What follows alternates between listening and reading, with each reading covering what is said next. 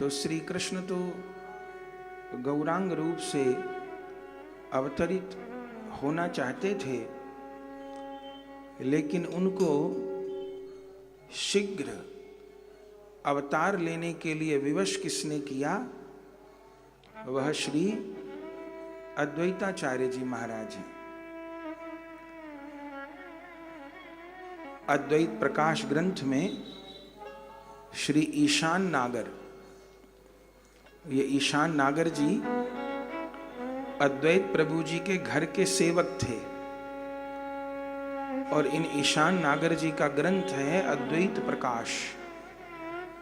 उस अद्वैत प्रकाश ग्रंथ में विशेष रूप से अद्वैताचार्य जी के चरित्र का गान ईशान नागर जी ने किया है। उसमें अनेक ऐसे तत्व उजागर किए हैं जिनका दर्शन श्री चैतन्य भागवत और श्री चैतन्य चरितामृत में भी नहीं होता, चूंकि उनके घर के ही सेवक थे।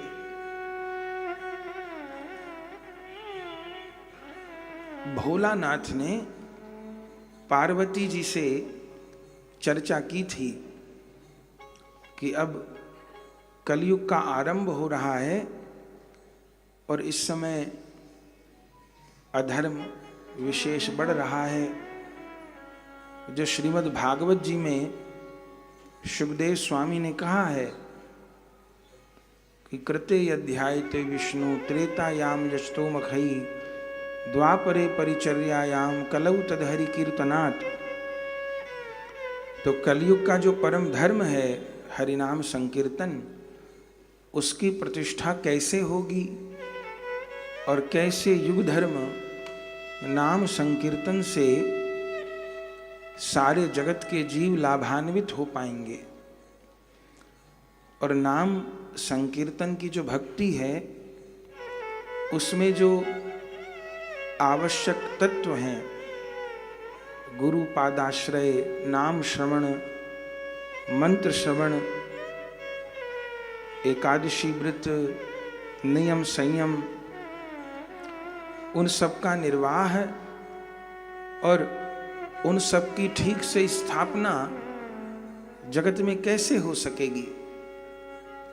तब उस समय पार्वती जी से चर्चा हुई और भोलानाथ ने पार्वती जी को कहा कि अब मुझे तप करना होगा। श्री राम ने भी अवतार लिया, तब भी भोले बाबा ने क्षीर सागर के तट पे जाकर के प्रार्थना की थी, जय जय सुरनायक जन सुखदायक प्रणतपाल भगवंता। ये जो रामचरितमानस की स्तुति है ये भोलानाथ ने गाई है। ऐसे भागवत जी में भी भगवान के अवतार के लिए ब्रह्मादि देवताओं ने प्रार्थना की और उसमें विशेष पुकार भोलानाथ की है।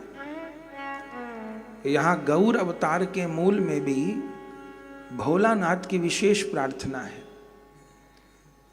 अद्वैत प्रकाश में वर्णन है कि सदाशिव ने कारण समुद्र के तीर पर 700 वर्ष तक कठिन तप किया और निरंतर कृष्ण नाम का गान किया, हरि नाम का गान किया। 700 वर्ष तक कठिन तप किया और 700 वर्ष पश्चात कारण समुद्र के तीर पर वह कारण पुरुष, जो प्रथम पुरुष कहे जाते हैं, वह श्री नारायण महाविष्णु प्रकट हुए। और जैसे महाविष्णु जी प्रकट हुए, भोले बाबा के नेत्र खुले। तो भोले बाबा महाविष्णु को देख करके एकदम प्रेम में विभोर हो गए। और महाविष्णु तो जानते हैं कि अब कलयुग में कौन अवतार होगा, तो महाविष्णु जी ने शंकर भगवान को अपने हृदय से लगाया कि आप तो मेरी आत्मा हो और अभी तो कलिकाल है, सतयुग त्रेता द्वापर तो नहीं है। आप तपस्या कर रहे हो, मेरे नाम का उद्घोष कर रहे हो। तो महाविष्णु जी ने भुजा फैला करके शंकर भगवान को हृदय से लगाया, और जैसे हरि ने हर को हृदय से लगाया, उसी समय हरि और हर एक हो गए। महाविष्णु और सदाशिव एक हो गए, और उनकी जगह कोई अत्यंत तेजस्वी गौर पुरुष प्रकट हो गया। अत्यंत तेज युक्त कोई गौर वर्ण का पुरुष प्रकट हो गया, और भुजा उठा करके हरि बोल कृष्ण है कहते हुए गान करने लगे। उसी समय आकाशवाणी हुई। अब किसने आकाशवाणी की? सदाशिव ने भजन किया कारण समुद्रशाही महाविष्णु जी का। महाविष्णु प्रकट हुए, महाविष्णु और सदाशिव एक हो गए, और कोई अत्यंत गोरे रंग का पुरुष प्रकट हो गया। नहीं, महाविष्णु तो श्याम वर्ण के हैं और सदाशिव गौर वर्ण के हैं, पर कोई गोरे रंग का पुरुष प्रकट हो गया। अब आकाशवाणी हुई। आकाशवाणी कहां से हुई? आकाशवाणी नित्य गोलोक से हुई। स्वयं श्री कृष्ण ने इस बार आकाशवाणी की, और क्या कहा? सुनो महाविष्णु तुमी ए मूर्ति ते,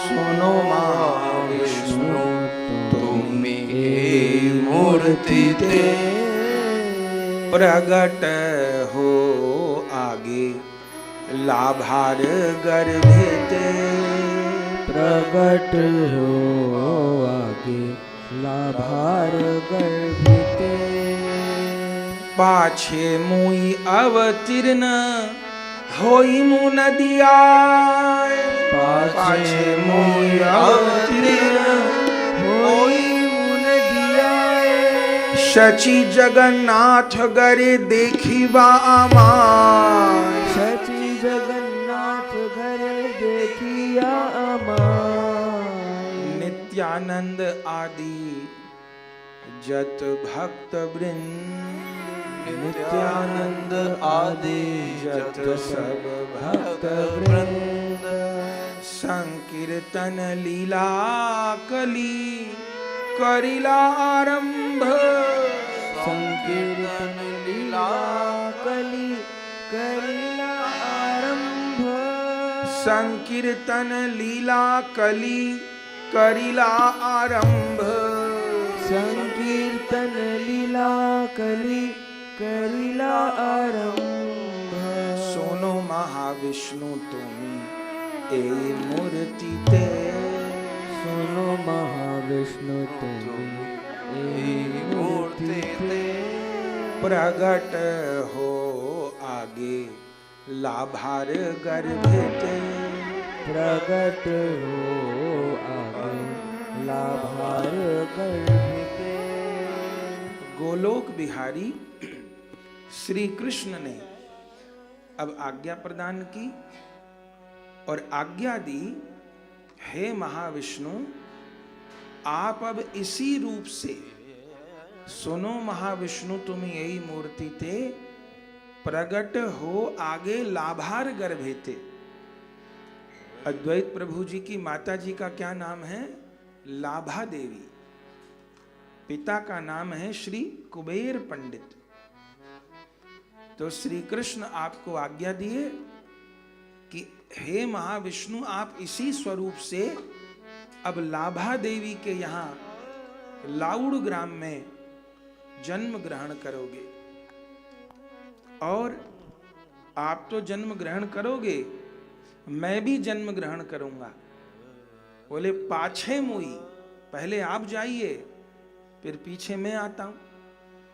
पाछे मुई अवतीर्ण होमी नदी आए, शची जगन्नाथ गरी देखी बा आमाए। मैं भी अब नदिया में अवतार धारण करूंगा। शची माता जगन्नाथ मिश्र के घर आप मेरा दर्शन कर पाओगे और मेरे सारे भक्त बलराम नित्यानंद बनेंगे, श्री नारद जी शिवास पंडित बनेंगे, सुबल सखा गौरीदास पंडित बनेंगे, वृषभान बाबा पुंडरीक विद्यानिधि बनेंगे, मेरे सब परिकर अवतार लेंगे। नित्यानंद आदि जत सब भक्त वृंद संकीर्तन लीला कली करीला आरंभ। और जैसे मैंने द्वापर युग में महारास लीला की थी, ऐसे अब कलयुग में मैं संकीर्तन रास करूंगा और संकीर्तन रास के माध्यम से सारे जगत का कल्याण करूंगा। द्वापर युग में जो रास हुआ उसमें पात्र अपात्र का भेद था। जब बंशी मधुर बजाई कोई गोपी ही सुन पाई, तो वृंदावन के रास में तो महाभाग्यवान केवल गोपीगण को प्रवेश मिला, लेकिन अब मैं जब संकीर्तन रास करूंगा तो पात्र अपात्र का भेद नहीं रखूंगा। मेरे उस संकीर्तन रास में सबको प्रवेश प्राप्त होगा। तो श्री कृष्ण ने आज्ञा दी और फिर वे ही महाविष्णु सदा शिव से एक होकर लाउड़ ग्राम में विक्रम संवत 1591 में महाप्रभु जी से 51 वर्ष पहले प्रकट हो गए अद्वैताचार्य जी। गौर परिकर में सबसे बड़े अद्वैताचार्य जी हैं। माता पिता ने उत्सव मनाया। माता पिता ने नाम रखा कमलाक्ष। बड़े बड़े कमल जैसे अद्वैत प्रभु जी के नेत्र, बड़ी सुंदर उनकी शिक्षा हुई।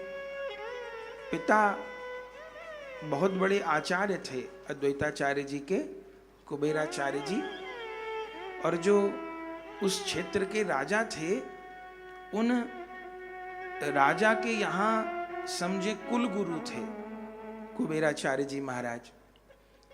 तो जब कुछ बड़े हुए तो अद्वैताचार्य जी को भी राजा की सभा में लेकर के गए, लेकिन अद्वैताचार्य जी ने राजा को प्रणाम नहीं किया।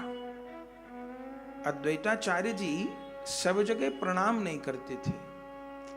कारण क्या है कि उनके प्रणाम को सामने वाला सह नहीं पाता था। चरित्र में अद्वैताचार्य जी के वर्णन है कि यदि किसी विग्रह को प्रणाम कर देते और उनकी ठीक से प्राण प्रतिष्ठा नहीं हुई है या अपूजित हैं, तो वो विग्रह ही फट जाते थे। अद्वैताचार्य जी का प्रणाम सब सहन नहीं कर पाते थे। तो राजा के यहाँ, राजा शाक्त था, देवी का उपासक था। तो राजा के यहाँ उनके पिताजी लेके गए। पिताजी जो कि कुल गुरु थे राजा के यहाँ, तो उनके यहाँ देवी दुर्गा की पूजा थी, काली का स्वरूप विराजमान था। तो पिता गए तो काली को, देवी को प्रणाम तो करेंगे ही, तो प्रणाम करके बैठ गए। लेकिन अद्वैताचार्य जी ने देवी को प्रणाम नहीं किया। राजा की दृष्टि इस बात पर पड़ गई कि सबने प्रणाम किया पर इस बालक ने देवी को प्रणाम नहीं किया। तो क्या मेरे कुल गुरु ने अपने बालक को संस्कार नहीं दिए?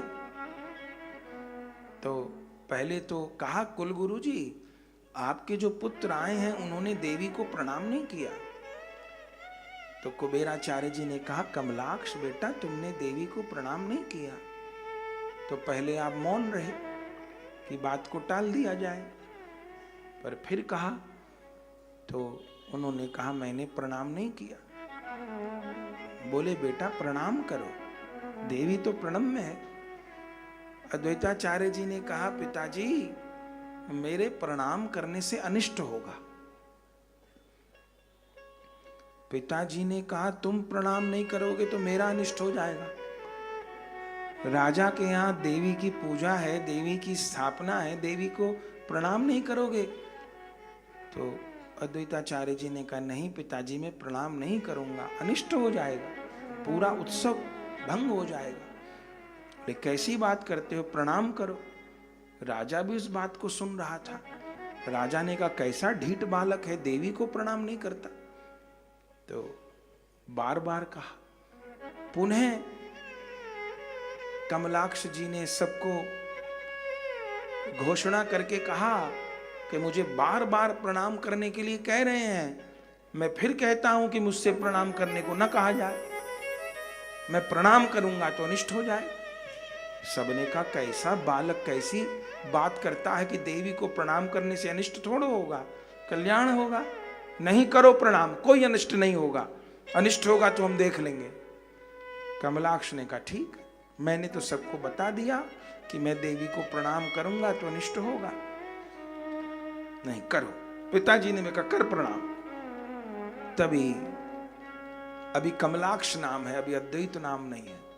कमलाक्ष जी ने जैसे भगवती को प्रणाम किया, उसी समय तो भगवती के विग्रह में विस्फोट हो गया और भगवती का विग्रह खंडित हो गया। प्रणाम करते और जो देवी का विग्रह ही खंडित हो गया, तब तो हाहाकार मच गया।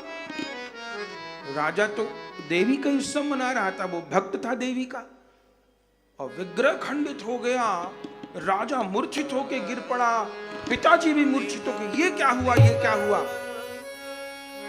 और उसी समय कमलाक्ष तो वहां से अंतर्धान हो गए। ये बाल लीला है अद्वैताचार्य जी की। वहां से अंतर्धान हो गए। अब तो राजा को सुधि आई, अद्वैताचार्य जी के पिताजी को सुधि आई। अब तो सब लोग विलाप करने लगे, ये क्या हुआ, ये क्या हुआ, ये क्या हुआ। उसी समय फिर आकाशवाणी कि बार बार कमलाक्ष कह रहे थे कि प्रणाम न कराओ, तो क्यों प्रणाम कराया। राजा ने कहा कि बालक के प्रणाम करने से ये हुआ। एक बालक मां को प्रणाम करेगा तो उससे क्या अनिष्ट हो सकता है। तब आकाशवाणी ने कहा, अरे वह बालक सामान्य नहीं है। देवी सबका प्रणाम स्वीकार कर सकती है, पर देवी शिव का प्रणाम थोड़ो स्वीकार करेंगी, देवी नारायण का प्रणाम थोड़ो स्वीकार करेगी। तो ये जो बालक है, ये महाविष्णु और सदाशिव का मिलित तनु है। इसलिए देवी प्रणाम स्वीकार नहीं कर पाई और विग्रह को छोड़ करके चली गई।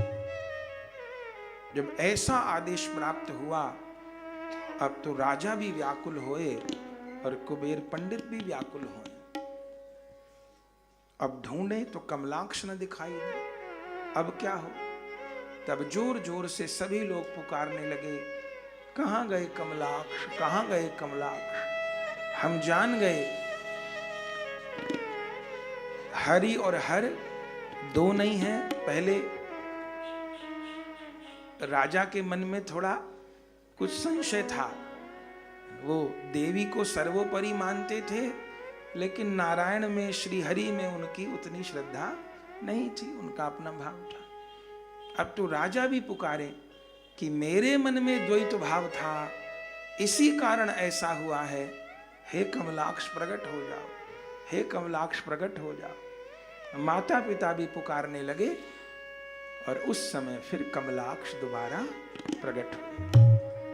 और उस समय राजा ने कमलाक्ष की स्तुति की और कहा, आप में द्वैत भाव नहीं है, मेरे में द्वैत भाव था। मैं हर को अलग मानता था, हरि को अलग मानता था, मेरे में द्वैत भाव था। आपने मेरे द्वैत को अद्वैत कर दिया, मेरे द्वैत भाव को, मेरे दोगलेपन को दूर कर दिया।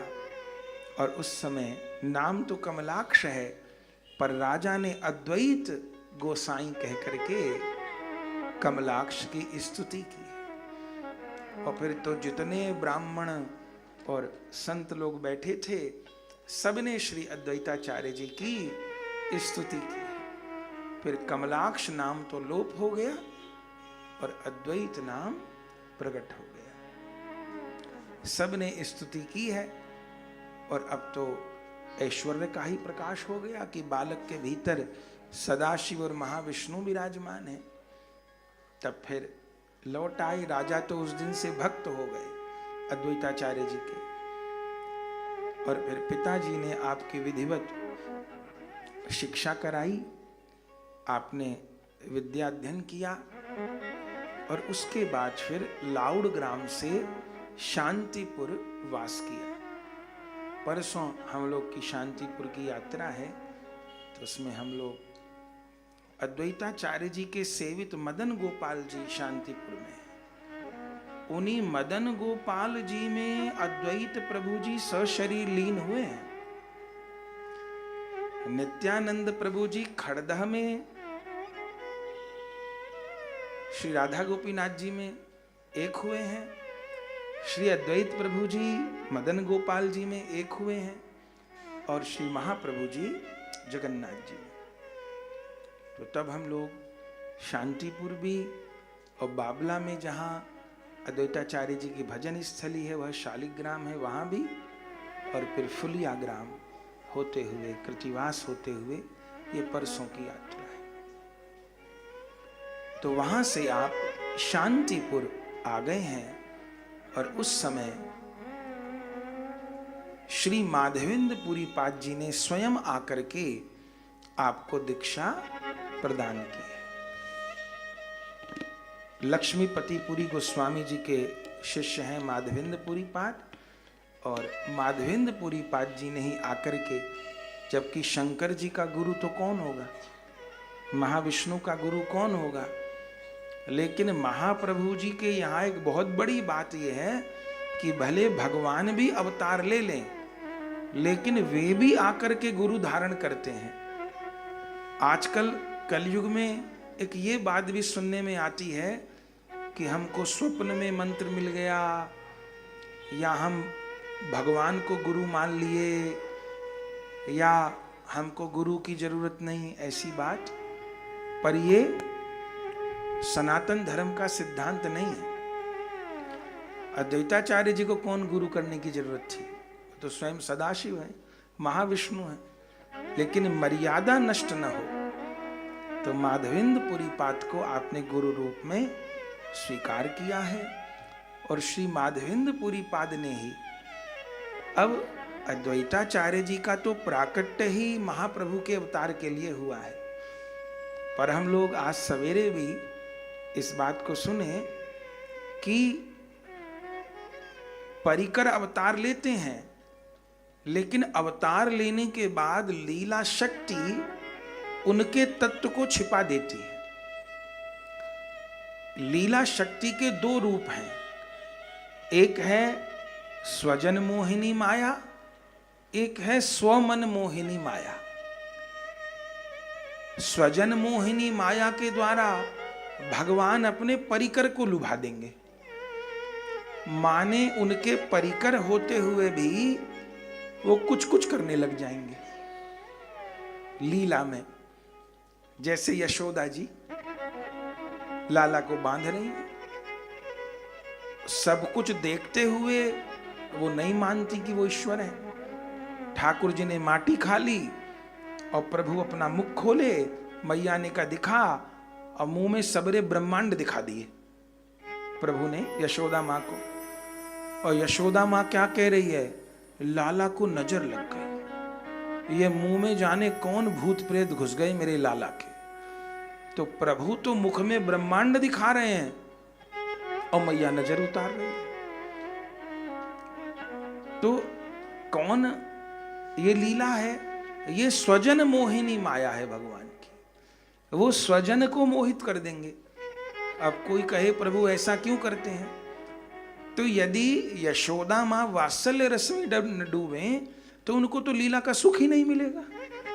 अगर उन्होंने कन्हैया को भगवान ही मान लिया तो फिर लीला का तो कोई सुख ही चौपट हो गया फिर तो तत्वतः सब कुछ जानते हुए भी जो स्वजन मनमोहिनी माया है वो परिकर को लुभाए रखती है। श्री कृष्ण ने सब ब्रजवासियों के आगे गिरिराज उठा लिए, सबके आगे गिरिराज उठाए, वो तो छिपी बात नहीं थी और सब देख रहे हैं कि श्री कृष्ण ने गिरिराज उठा लिए, लेकिन फिर भी कोई ब्रजवासी श्री कृष्ण को भगवान मानने को तैयार नहीं।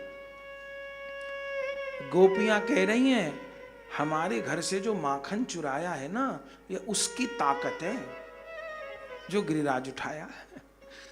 सखा लोग कह रहे हैं हमने जो लाठी लगाई है उसका कमाल है। अब ऐसा थोड़ी है कि गोपांगनाएं तो ऋषि मुनि है, तो उनको समझ में बात क्यों नहीं आ रही? क्योंकि ठाकुर ही नहीं चाहते किसी को समझ में आवे, उन्हें पागल ही अच्छे लगते। तो जो स्वजन मोहिनी माया है उससे कन्हैया सबको पागल किए रहता है।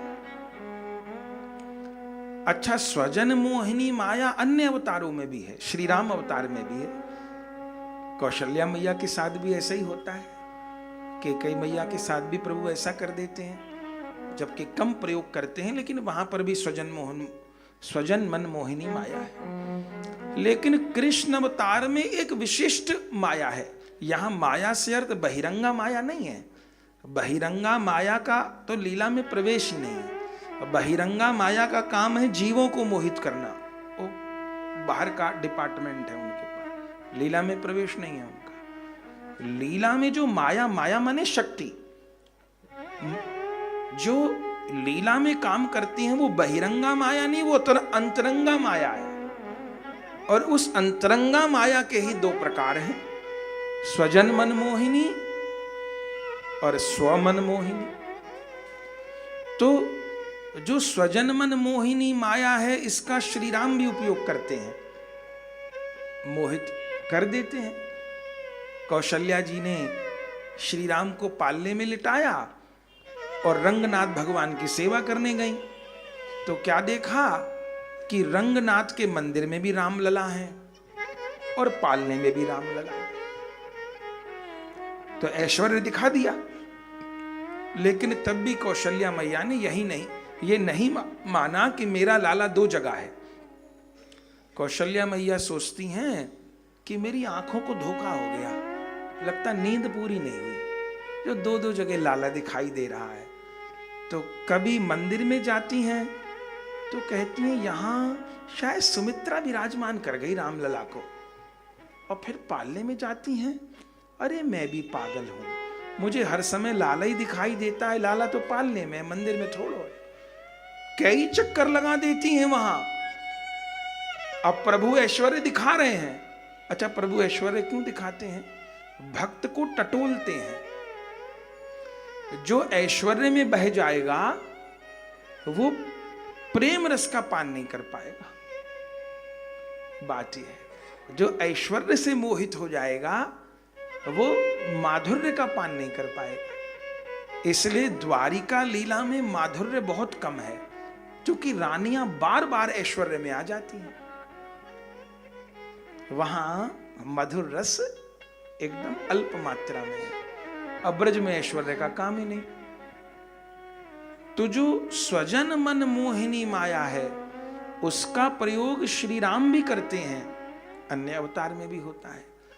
लेकिन अंतरंगा जो लीला शक्ति है उसका एक दूसरा प्रकार है, उसका नाम है स्वमन मोहिनी माया। ये उपयोग केवल श्री कृष्ण करते हैं, ये अन्य अवतारों में प्रयोग नहीं हुई। ये स्वमन मोहिनी माया क्या है? स्वजन मन मोहिनी माया की परिकर को मोह लिया, और स्वमन मोहिनी माया कि कन्हैया अपने आप पे मोहित हो गए। लो, ये स्वमन मोहिनी माया केवल ब्रजलीला में है। कि श्री कृष्ण अपनी छवि को देखे और अपने पे ही मोहित हो गए। ये गौरांग अवतार हुआ क्यों? कई क्षण राधा प्रेमा, ये तो ठीक, दूसरी बात कई क्षण मधुरिमा और कई क्षण सुखेती हो घोर। राधा रानी के प्रेम की महिमा क्या है? मुझे प्राप्त करके राधा रानी को कौन सा सुख प्राप्त होता है? और तीसरी बात, मेरे रूप की माधुरी कैसी है? श्री कृष्ण अपने रूप पे मोहित हो गए और कहा अब अपनी रूप माधुरी का उपभोग करूंगा। बोले कैसे करूं? कोई अपने को देखना चाहे, अपने को सुनना चाहे, जैसे हम कथा कह रहे हैं तो हमको कथा कह के बहुत सुख मिलता है, ये बिल्कुल सत्य बात है।